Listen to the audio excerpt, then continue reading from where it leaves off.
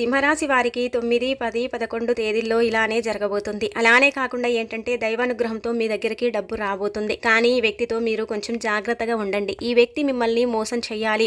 అలానే కాకుండా ఏంటంటే మిమ్మల్ని చాలా వరకు కూడండి అంటే మీపై నిందలు వేసేసి మిమ్మల్ని ఏంటంటే నలుగురిలో అంటే కించపరచాలి అని చూస్తున్నాడనమాట. ఈ వ్యక్తితో గనక మీరు జాగ్రత్తగా ఉంటే చాలా మంచిది అని ఒక రకంగా చెప్పొచ్చు. అసలు సింహరాశి వారికి ఈ 3 రోజులు ఎలా ఉండబోతుంది, ఏం జరగబోతుంది, అసలు ఏం చేసుకుంటే ఇంకా మీరు దైవానుగ్రహాన్ని పుష్కలంగా కలిగించుకుని ముందుకు వెళ్ళబోతారో తెలుసుకునే ముందు ఒక చిన్న రిక్వెస్ట్ అండి.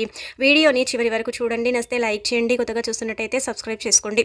నార్మల్గా సింహరాశి పరంగా మనం చూసుకున్నట్టయితే కొంతకాలంగా ఏంటంటే వీరు చాలా ఇబ్బంది పడిపోతున్నారు. అది దేనికంటే అంటే గనక డబ్బుకు సంబంధించిన సమస్యతోనే కొంచెం ఇబ్బంది పడిపోతున్నారు. కొన్ని అనారోగ్య సమస్యలతో కూడా ఏంటంటేనండి ఇబ్బంది పడిపోతున్నారని చెప్పొచ్చు. కాకపోతే ఇప్పుడు ఏంటంటే గనక డిసెంబర్ అంటే ఇప్పుడు మనకి ఈ నెల డిసెంబరు 9, 10 తేదీల్లో మీకు అనారోగ్య సమస్యలు ఉండవు. ఉన్నప్పటికీ కూడా ఏంటంటే